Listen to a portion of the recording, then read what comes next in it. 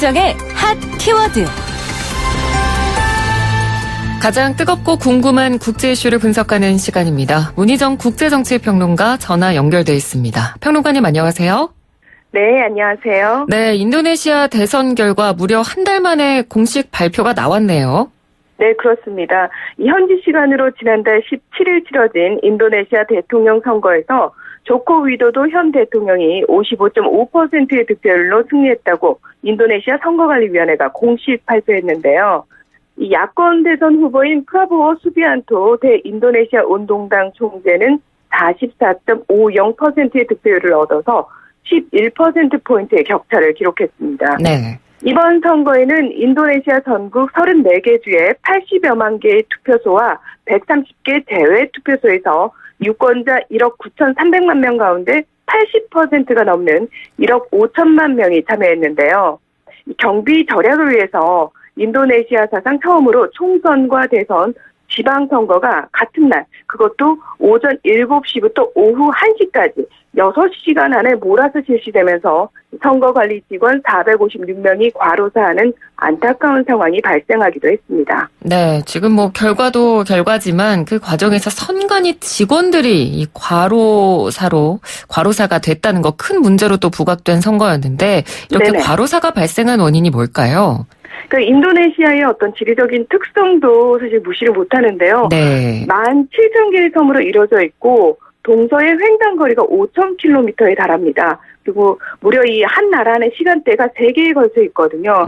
그러다 보니까 선거관리 직원만 600만 명이 배치가 돼서요. 하루 투표로는 세계 최대 기록을 세웠는데 네. 냉방시설이 제대로 갖춰지지 않은 투표소에서 선거관리 직원들이 수작업으로 개표를 진행하면서 부정선거 우려 때문에 개표가 끝날 때까지 투표소를 떠나지도 못하고 또 휴식 시간도 제대로 주어지지 않은 것으로 드러났습니다. 네. 특히 사망한 종사자들 대부분은 임시로 채용된 사람들로 공무원처럼 근무 전에 신체 검사를 실시하지 않았기 때문에 인도네시아 보건부는 건강 이상으로 숨진 선거관리 직원들의 경우 원래부터 건강 상태가 나빴던 사람들이 대다수라고 분석하기도 했는데요. 네. 일각에서는 건강 문제 등으로 일을 하지 못하는 사람이나 고령자가 50만 루피아, 약 4만 원 상당의 급여를 받으려고 선거관리 직원으로 나섰다가 변을 당했을 것이라는 해석도 나오고 있습니다. 네. 하지만 이들은 투표일 전후로 이틀간 거의 잠을 자지 못한 채 투표소 준비와 투표 관리, 또 개표 및 검표 작업 등을 했던 것으로 알려졌는데요. 이 14일 CNN 인도네시아 등 현지 언론에 따르면 현재까지 모두 456명의 선거관리 직원이 사망한 것으로 집계가 됐고요. 또 현재까지 건강 이상 증세를 보인 직원의 수도 4,310명에 달하는 것으로 드러났습니다. 네. 그러니까 참고로 인도가 유권자 9억 명을 대상으로 총선을 치렀지만 40일에 걸친 투표로 당일 행사가 아니었고요. 그리고 인구 3억 2천만 명의 미국이 2016년 11월 대선 및 총선을 하루에 실시했지만 투표 참여자는 1억 1천만 명을 넘지 못했다는 사실에 비추어 보면 인도네시아의 이번 선거가 상당한 무리수였음을 짐작할 수 있습니다. 네. 어찌됐건 우여곡절 끝에 한 달 만에 대선 결과가 나오긴 나왔는데 그런데 네네. 곧바로 야당 측에서 이번 대선 결과에 승복할 수 없다라고 선언을 했다고요? 네, 이번에 패배한 프라보워 수비안토 대 인도네시아 운동당 총재가 개표 결과에 불복한다면서 헌법재판소 제소를 결정했는데요. 네. 이 앞서 야권의 대선 캠프 측 개표 탐관인은 선거관리위원회가 예상보다 하루 일찍 대선 개표 결과를 발표했다면서 이 부정선거에 대한 의혹을 제기하면서 서명과 승인을 거부했습니다. 이 선거관리위원회에 따르면 야권 캠프가 이 공무원을 동원한 조직적인 부정행위가 있었다고 주장하면서도 온라인 뉴스 매체의 보도를 스크랩한 자료 외에 구체적인 근거를 제시하지 못했다면서 야권 측의 주장을 기각했다고 밝혔는데요. 네. 이에 야권 지지자들은 이 조코 위도도 현 대통령과 정부, 여당이 개표 조작을 비롯한 조직적이고 광범위한 부정행위를 저질렀다고 주장하면서 이 선거관리위원회 인근에서 이틀 동안 대선 불복 집회를 열겠다고 밝혔습니다. 관련 법상 선거 결과에 이의가 있는 후보는 오는 24일 자정 이전에 헌법재판소에 제소해야 하는데요.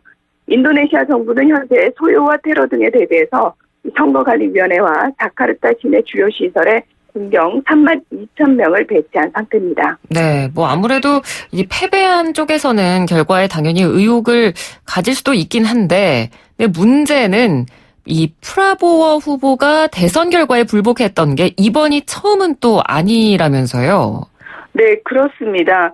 5년 전 대통령 선거에서도 조코 위도도 현 대통령과 프라보워 수비안토 후보가 맞붙었지만 6.2%포인트 차로 패했는데요. 네. 이 당시에도 프라보워 후보는 자신이 약 5%포인트 차로 뒤진다는 표본 개표 결과를 인정하지 않은 채 자신이 의뢰한 일부 조사기관의 분석 결과를 토대로 승리를 선언했고요.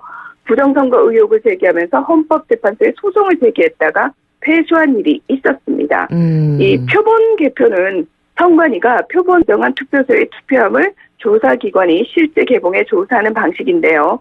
이 CNN 보도에 따르면 당시 선관위는 웹사이트에 각 투표소의 투표용지를 게시하는 등 투명한 절차를 선보였고요.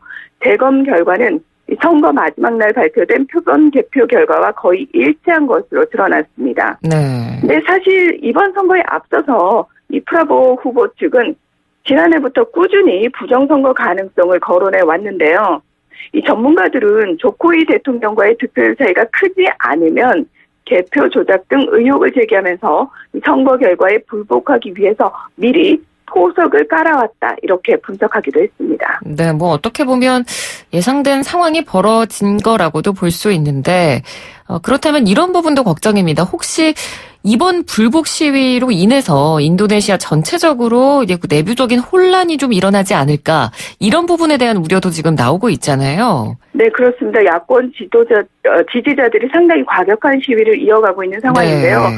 그래서 지난 17일에 인도네시아 경찰청은 미리 22일쯤 IS와 연계된 테러가 발생할 수 있다면서 시민들에게 거리에 나오지 말 것을 요청했는데요. 이달 들어서만 29명의 테러 용의자가 검거됐다고 밝히기도 했습니다. 그러니까 실제로 현지에서는 이슬람 국가 건설을 주장하는 이슬람 원리주의자를 비롯한 민주주의 부정 세력들이 야권의 대선 불복 집회를 악용하려는 움직임이 나타나고 있는데요. 네. 지난 20일에는 프라보워 선거 캠프의 리우스 성카리스마 대변인이 자카르타 경찰에 세대 전복과 허위사실 유포 혐의로 체포되기도 했습니다. 이 대표적 명문가 출신으로 군 장성을 역임한 엘리트 정치인인 프라보워 후보는 무슬림 과격파의 지지를 받고 있는데요. 이달 초에는 이슬람 국가 IS와 연계된 현지 테러 단체인 다마 안사르 다울라 조직원들이 프라보워 지지자들의 집회 현장에서 자살 폭탄을 터뜨려 반정부 폭동을 유발하려는 음모를 꾸미다가 적발되기도 했습니다. 예. 하지만 각 지방 경찰이 이 야권 지지자들의 상경 투쟁 움직임을 차단하고 있고 또 그린드라드 당과 함께 야권 연합의 양대 축이었던 민주당도 대선 결과가 발표되면 연대를 중단할 것이라고 밝히는 등 야권 내부의 분열 자체도 크기 때문에 이 프라보워 측이 장담하는 100만 명의 반대 시위 가능성은 낮은 것으로 분석되고 있습니다. 네. 자, 그러면 이번에 재선에 성공한 현재도 대통령이죠. 조코 위도도 대통령 어떤 인물입니까? 그 외모 아마 TV에서 보셨을 텐데 오바마 전 미국 대통령하고 상당히 비슷하죠. 그래서 네. 인도네시아 오바마라는 별명이 붙어 있는데요. 이 중부 자바의 빈민가 출신으로 농어민과 공장 노동자를 비롯한 서민들의 지지를 받고 있습니다. 군 경력이 전혀 없는 최초의 민간인 대통령이라는 의미도 가지고 있는데요. 예. 지난 5년의 재임 기간 동안 이 국제 원자력 가격 하락 등 악재 속에서도 해외 투자를 확대하고 연간 5% 이상의 탄탄한 성장세를 유지해서 행정력을 인정받아서 비교적 높은 지지율을 기록하고 있습니다. 네. 이분이 실시했던 그 정책들을 좀 살펴보면은 저소득층 자녀를 위한 교육 기회를 늘리고 이 빈곤층 지원을 확대하는 등 빈부격차 완화를 위한 정책을 꾸준히 추진해 왔고요.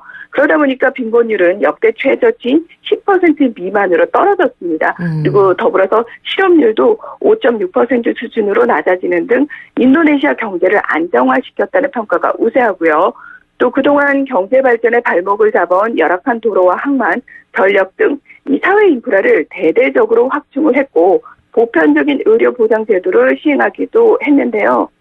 문제는 인도네시아가 꽤 오랫동안 독재 정권에 시달렸고 또 네. 군부 출신 인사들이 정치권이 많이 장악하고 있는 상황이기 때문에 여전히 많은 정책들 면에서 이 보수파들의 입김에서 자유롭지 못하다라는 비판도 동시에 받고 있습니다. 네. 조코 위도도 대통령이 연임을 하게 될 인도네시아에 대해서는 그러면 안팎으로 어떤 기대들이 나오고 있습니까? 그러니까 지난 32년간 수하르토 군부 독재 정권을 경험한 인도네시아는 이번에 겨우 4번째 대통령 직접 선거를 치른 거거든요. 근데 다행스럽게도 평화롭게 치르면서 어느 정도는 민주적 시스템이 정착된 것으로 평가를 받았습니다. 네. 이 오늘 10월부터 집권 2기를 시작하는 조코위 대통령은 연임을 위해서 지지율에 연연할 필요가 없는 만큼 이제 연임까지가 가능하기 때문에 이제 5년 후면은 대통령에서 내려와야 되거든요. 네네. 그래서 조금 과감하게 경제 발전과 개혁 드라이브를 시도하지 않을까 이런 부분들이 기대가 되고 있습니다. 이와 관련해서 조코위 대통령은 이달 초 국가개발기획원 주최로 자카르타에서 열린 국가발전계획 컨퍼런스에서 이 작은 정부를 개혁의 방향으로 제시하고 불필요한 행정 절차를 과감히 폐지할 것이다 이렇게 밝히기도 했고요. 네. 또 수출 지향적 수입 대체적 산업의 투자를 유치해서 만성적인 경상 수지 적자 구조를 해소하는데 전념을 하겠다라고 밝히기도 했습니다. 네. 인구 2억 6천만 명의 동남아 최대 국가인 인도네시아는 자원이 풍부하고 젊은 인구가 많아서 성장 잠재력이 큰 것으로 평가되고 있지만 관료주의라든지 부정부패 등의 발목이 잡혀서 기대만큼 크게 성장하지 못하고 있는데요. 게다가 다양한 민족들이 아직까지도 분리독립운동을 펼치고 있는 상황이어서 이들과의 갈등을 이 조코위 대통령이 어떻게 봉합할 것인지 역시 이 큰 숙제라고 얘기할 수 있습니다. 네. 자, 오늘은 최근에 결과가 공식적으로 발표된 인도네시아 총선에 대해서 한번 정리해봤습니다. 평론가님 오늘 말씀 잘 들었습니다. 고맙습니다. 네, 고맙습니다. 네, 지금까지 문희정 국제정치평론가였습니다. 1부는 여기서 짧게 마무리를 하고요. 잠시 뒤 2부 국경 없는 토론 이어가도록 하겠습니다.